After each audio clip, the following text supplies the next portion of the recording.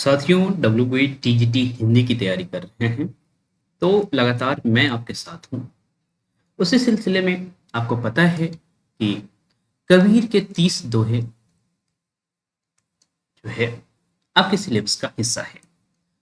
तो जो हमारे साथ जुड़े हुए साथी हैं पढ़ने के लिए, है ना, उन्हें जब ये पढ़ाया गया तो उसके बाद टेस्ट भी जरूरी है। और जो हमारे साथ सिर्फ टेस्ट के लिए जुड़े हैं उनको भी यह टेस्ट देना होता है।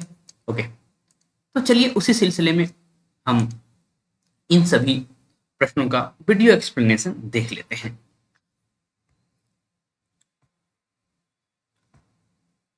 यदि आप भी जुड़ना चाहते हैं तो टेस्ट के लिए सिर्फ आपको 101 रुपया खर्च करना है।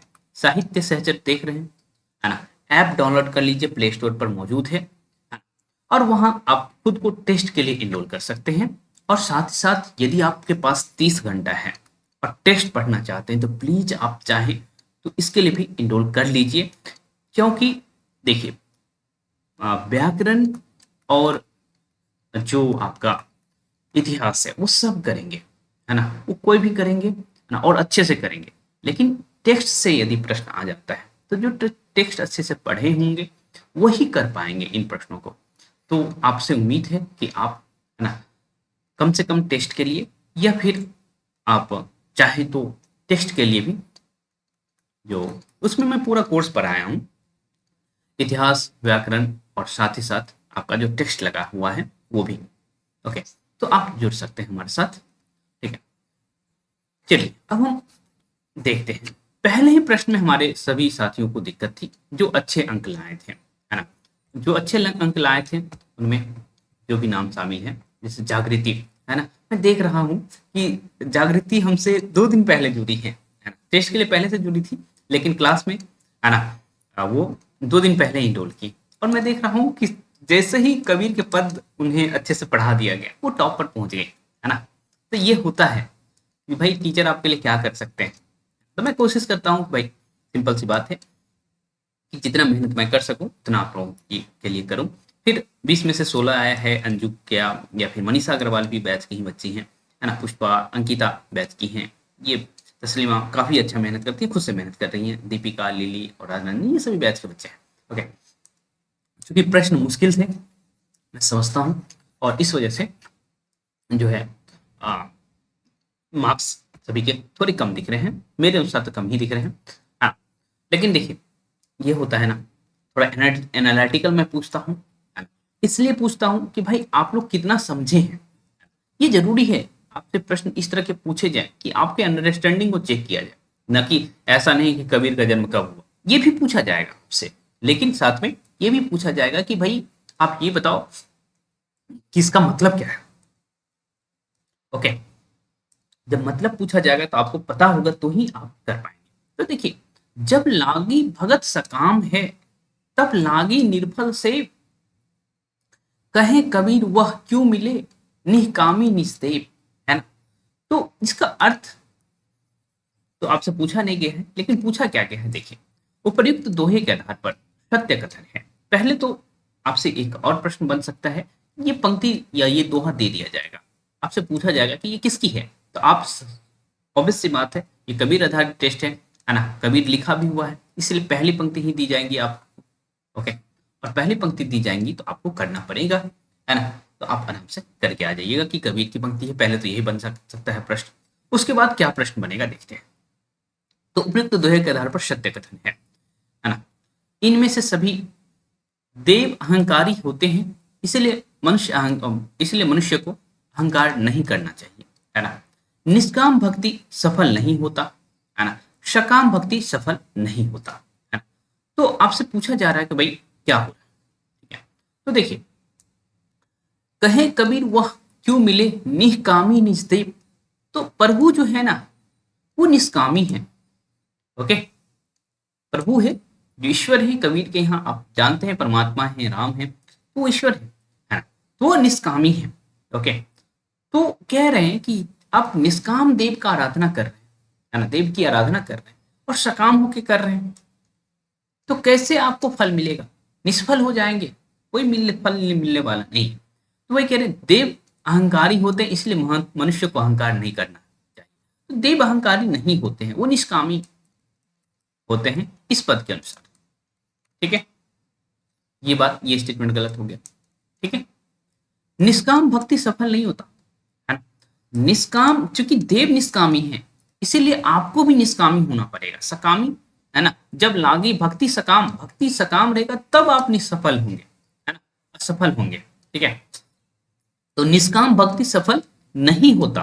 ठीक है, ये स्टेटमेंट गलत है। यदि यहां लिखा रहता निष्काम भक्ति ही सफल होता है तब ये ऐसे रहता, निष्काम भक्ति सफल होता है।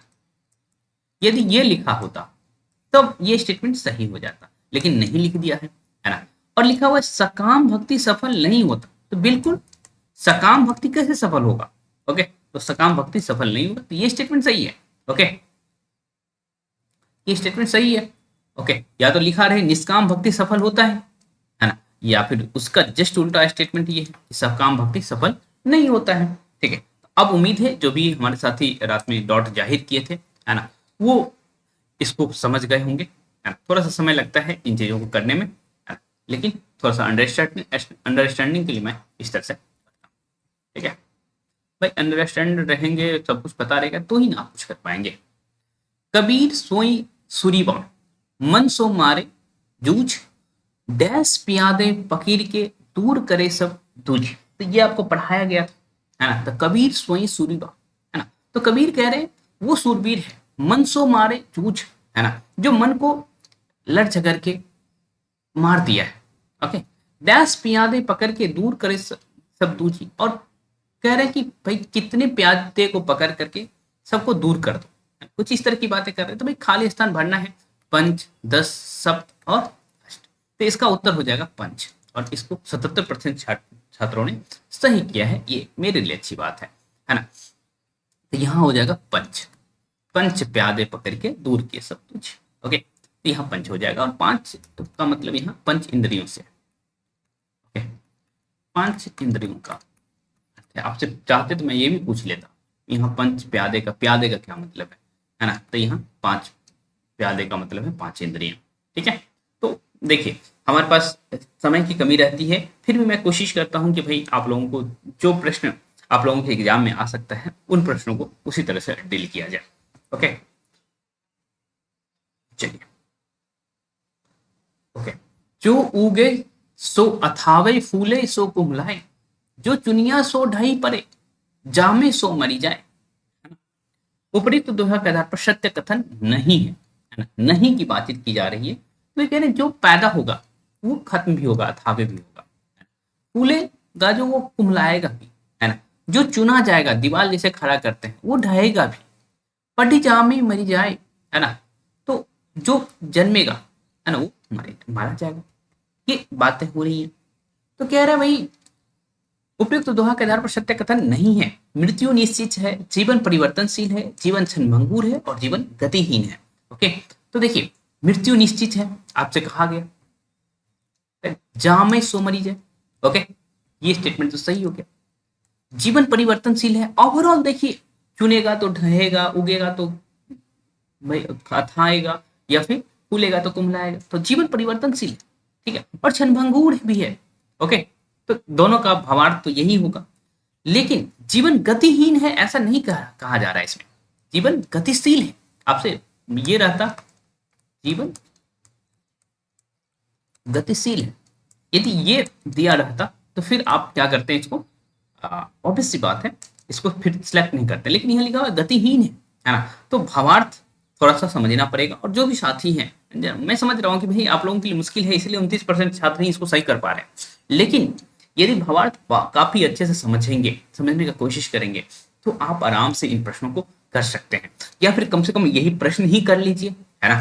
तो भी आपका दिमाग खुलेगा और इसी तरह से प्रश्न बना सकता है ना। मैं समझ रहा हूँ कि लेवल थोड़ा सा अप है, लेकिन जो आप पेपर देखें वो जो 2016 का है, और हम लोग 9 साल बाद फिर से पेपर देखेंगे, तो उतना आसान रहने वाला नहीं है सब कुछ। ठीक है, तो अभी भी मैं कह रहा हूँ कि पढ़ना है तो आई थिंक 650 कर दिया गया है प्राइस को, तो देख लीजिए आपको किस में जुड़ना है। इसमें टेस्ट फ्री मिलेगा, आपको टेस्ट बिल्कुल फ्री मिलेगा। जो टेस्ट के लिए जुड़ गए हैं साथी, उनको और कम कर दिया जाएगा, उनको 550 में ही दे दिया जाएगा, है ना। तो आप चाहें तो जुड़ जाइए, हमको बताइए कि भाई हमें चाहिए कोर्स, तो मैं आपके लिए कूपन जनरेट कर दूंगा, है ना। खास करके जो टेस्ट के लिए जुड़े हुए साथी हैं उनको कहा जा रहा है ये बात। ओके, ये देखिए ये भी बहुत अच्छा है। राम नाम के पट तरे देवे को कुछ नाही, क्या लय गुरु संतोखियो औस रही मन माही, है ना। तो ये सबसे पहले दोहा आपको यही पढ़ना था, कबीर के जो पदों को पढ़ना शुरू किए थे तो यही पद पढ़ना था आपको, ठीक है। तो राम नाम के पट तरे देवे को कुछ नाही, तो राम नाम का ज्ञान जो मुझे गुरु दिए हैं ना, उनके बदले में क्या दूं, कुछ देने के लिए नहीं बचा है।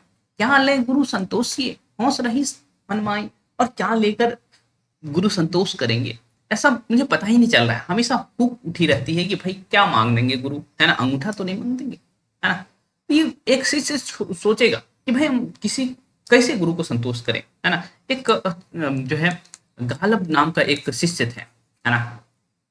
वो एक ऐसे ऐसे गुरु का शिष्य था जिनको चाहिए था भाई घोड़े, है ना। तो भाई इनके पास बहुत सारे एग्जाम्पल्स थे, है ना। किसी का जो है अंगूठा काट लिया गया, किसी से घोड़े मांग लिए गए जो भारत में जितनी संख्या में थे नहीं। ओके, तो शिष्यों को परेशान होना पड़ा है। ओके, तो देखिए उपयुक्त दोहों के आधार पर सत्य कथन चुने। तो इसमें सत्य के ज्ञान को महत्व, इसमें ज्ञान के महत्व को बताया गया है, इसमें गुरु के महत्व को बताया गया है, इसमें विद्या के महत्व को बताया गया है, इसमें ईश्वर के महत्व को बताया गया है। तो वास्तव में क्या ले गुरु संतोषिए, इसमें गुरु के महत्व को बताया गया है, तो सही उत्तर यही होगा, ठीक है। और आपको एक्सप्लेन भी उसी रूप में किया गया। ओके, सुर, और देखिए सुर नर मुनि और देवता सात दीप नवखंड कहे कबीर सब हो गया डैश धरे को दंड, है ना। तो खाली स्थान भरना है आपको, देह मिट्टी शरीर और आत्मा, है ना। तो देह धरे को दंड, है ना। चाहे सुर नर मुनि सभी देवता सभी जो इस पृथ्वी पर है, इस सागर में सभी जो है देह धरने का दंड देंगे ही भोगेंगे। तो बहुत सारे ऐसे प्रश्न हैं, है ना। देखिए एक अच्छा प्रश्न भी है, आसान प्रश्न भी है आपको, और मैं आसान प्रश्न भी गलत गलत करवा सकता हूँ आपका। देखिए मात्र 62% लोग सही किए हैं कि कबीर का जन्म कब हुआ, है ना। तो कबीर का जन्म 1526 ईस्वी, 1398 संवत, 1398 ईस्वी और 1521 संवत, ठीक है। तो जब आपका ईस्वी और संवत का कंसेप्ट क्लियर नहीं रहेगा तो आप तो ऐसे ही गलत करेंगे, तो इसीलिए मात्र 62% छात्रों ने सही किया है। तो ईस्वी 1398 होगा, और यदि संवत में दे देगा तो 1398 प्लस 57 कर दीजिए, 68 15 9 5 14 1 15, तो ये हो जाएगा 1455। ओके, संवत ही हो जाएगा, क्लियर, 1455 संवत। ओके, अब हम नेक्स्ट प्रश्न की तरफ चलते हैं। कस्तूरी कुंडल बसई मृग ढूंढे वन माही, ऐसी घटी घटी राम है दुनिया देखे नाही, है ना। तो सत्य कथन चुनना है फिर से, है ना। यहाँ घट घट का अर्थ कन कन अथवा शरीर शरीर है। यह एक कवित छंद है, कवि इसके माध्यम से दूसरे के मन में झांकने की प्रेरणा देते हैं। मृग का अर्थ मोर है, ठीक है। तो देखिए यहाँ घट का अर्थ कन कन या फिर शरीर शरीर है, वही कहना ना, ऐसे घट घट राम है ना। जैसे मृग के नाभि में, है ना, कुंडली में कस्तूरी रहता है ना, वैसे ही राम जो है हर किसी की कुंडली में रहता है, कुंडलिनी में, नाभि में रहता है, मस्तक में रहता है, हृदय में रहता है, हर एक शरीर में रहता है ना। तो ये कनकन यही हो गया। ये कवि छंद में नहीं है भाई, दोहा है। यार कबीर इसके माध्यम से दूसरे के मन में झांकने की बात कहेंगे, भाई अपने मन में झांकने की बात कहेंगे ना। जैसे मृग जो है दूसरे के मन में झांक रहा होता है ना, और दौड़े जा रहा था, तो ये सब कहाँ कहेंगे कबीर, कह रहे कि तुम्हारे अंदर राम है, उसको देखो, है ना। तो ये आपका गलत हो जाएगा। मृग का अर्थ बिल्कुल है, मोट नहीं है ना, मृग का अर्थ हिरण है। ओके, याद रहेगा आपको। तो इस तरह से आप बहुत सारे प्रश्न हमारा देख सकते हैं जो कि आपसे पूछा जा सकता है। प्रेम न बारी उपजियो, प्रेम न हाट बिकाए, राजा प्रजा जेहि रुचे शीश दई ले जाए। तो उपयुक्त में, है ना, शीश का क्या अर्थ है, ऐसा पूछा गया। अच्छा, शीश का अर्थ, तो यहाँ शीश का अर्थ अहंकार है, यहाँ शीश का अर्थ राम है, यहाँ शीश का अर्थ माया है, यहाँ शीश का अर्थ रिश्ते नातेदार है ना। तो यहाँ शीश का अर्थ वास्तव में अहंकार है। यदि अपने अहंकार, षड जो आपका प्रतीक है वो अहंकार का प्रतीक है ना। तो आप अहंकार मत कीजिए, ऐसी बातें कही जा रही है कबीर के द्वारा।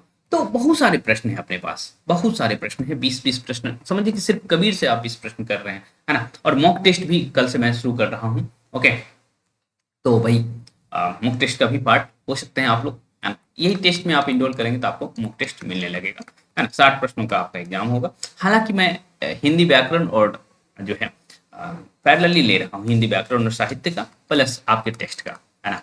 तो 30 से 40 प्रश्न इसमें रहता है और आपका 20 प्रश्न इसमें रहता है। तो मॉक का फीलिंग पर डे आपको दिया ही जाता है। ओके, 30 से 40 प्रश्न हिंदी और साहित्य का आप कर ही रहे हैं, और टेक्स्ट का जो है 20 से 25 प्रश्न भी ये हो जाता है ना।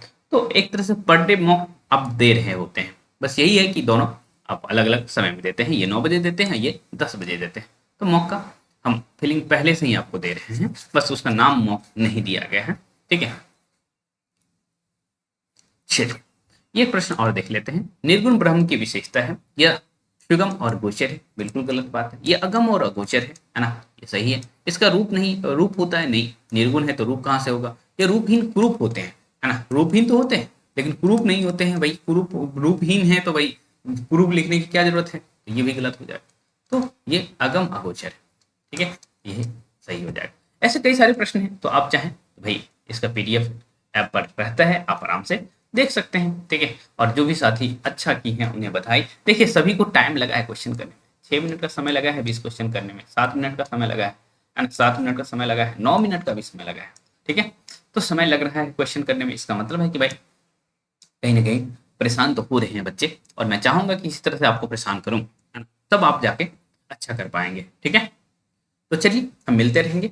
जो भी साथी आप वही मैं कहूँगा टेस्ट के लिए ज्वाइन करना चाहते हैं, तो ऐप डाउनलोड करके, साहित्य सहचर ऐप है प्ले स्टोर पे, और लिंक भी आपको सारे सारे लिंक्स मौजूद हैं, है ना। तो जाइए डिस्क्रिप्शन में सारे लिंक दे करके डाउनलोड कर लीजिए।